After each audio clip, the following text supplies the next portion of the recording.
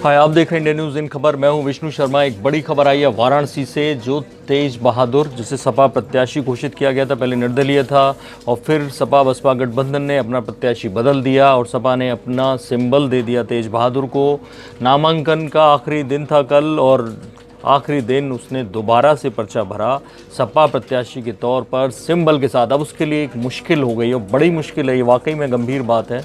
Returning officer ने उसको एक नोटिस भेजा है कि आपने जो 2 पर्चे भरे, निर्दलीय जो बतौर निर्दलीय प्रत्याशी जो पर्चा भरा और जो सपा प्रत्याशी के तौर पे पर्चा भरा, उसमें एक बड़ा अंतर पाया गया। और बड़ा अंतर ये कि तेज बहादुर को बर्खास्त किया गया था बीएसएफ से और उसको लेकर तेज बहादुर ने निर्दलीय प्रत्याशी के तौर पर उसके बारे में हाँ भरा कि करप्शन के आरोप में निकाला गया था, लेकिन निर्दलीय प्रत्याशी के तौर पर जो भरा था वो उससे जस्ट उलट गए, वो सपा प्रत्याशी के तौर पर। वहाँ पर उन्होंने कहा कि नहीं, करप्शन के आरोप में नहीं निकाला गया।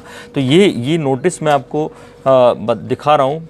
ये तेज बहादुर सिंह पुत्र शेर सिंह गाँव का नाम दिया है, महेंद्रगढ़ हरियाणा में। इसमें साफ लिखा है कि जो उन्हें 19 अप्रैल 2017 को निकाला गया। इसमें उन्होंने दिया है कि इसमें सवाल था कि क्या अभ्यर्थी भारत सरकार या किसी राज्य सरकार के अधीन पद धारण करने के दौरान भ्रष्टाचार के कारण या अभक्ति यानी डिसलॉयल्टी के कारण, सरकार देश के प्रति डिसलॉयल्टी के कारण पदच्युत किया गया है यानी हटाया गया है। हाँ नहीं, इनमें से ये ऑप्शन थे जिसमें यदि हाँ ऐसी पदच्युति की तारीख के अपने विवरण में आप द्वारा 19 अप्रैल 2017 लिखा गया है। हाँ लिखा गया है एक तो, और 19 अप्रैल 2017 वो डेट दी गई है। इसमें आगे लिखा है कि आपके द्वारा दिए गए द्वितीय भाग निर्देशन पत्र ये के साथ जो अफिडेविट प्रस्तुत किया गया है, जो दूसरी बार में यानी सपा प्रत्याशी के तौर पर, उसमें नहीं की जगह हाँ लिखा गया है। नहीं, ये पहले हाँ लिखा गया है। साथ ही शपथ पूर्वक ये बयान दिया गया है कि प्रार्थी को दिनांक 19 अप्रैल 2017 को बर्खास्त किया गया, परंतु भारत सरकार एवं राज्य सरकार द्वारा पद धारण के दौरान भ्रष्टाचार एवं अभक्ति के कारण पदमुक्त नहीं किया गया है।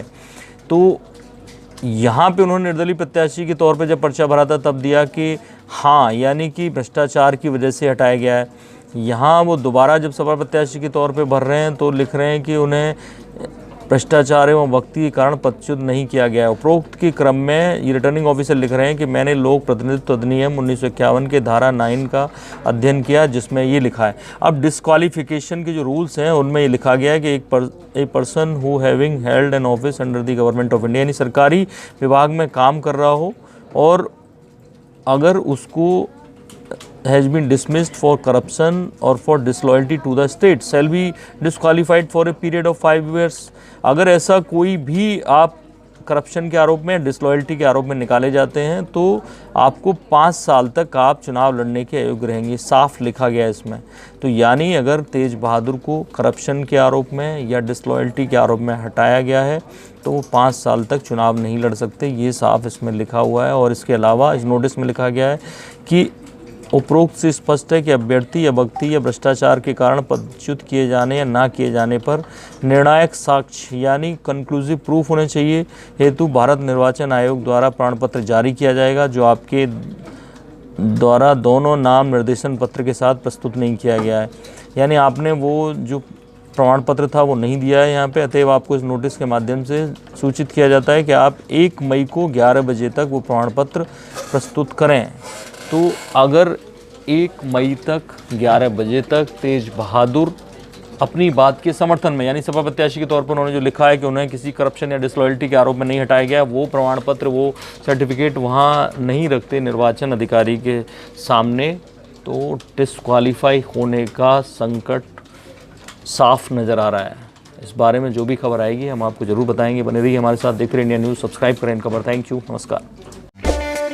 इन खबर चैनल को सब्सक्राइब करें और बेल आइकन दबाना ना भूलें।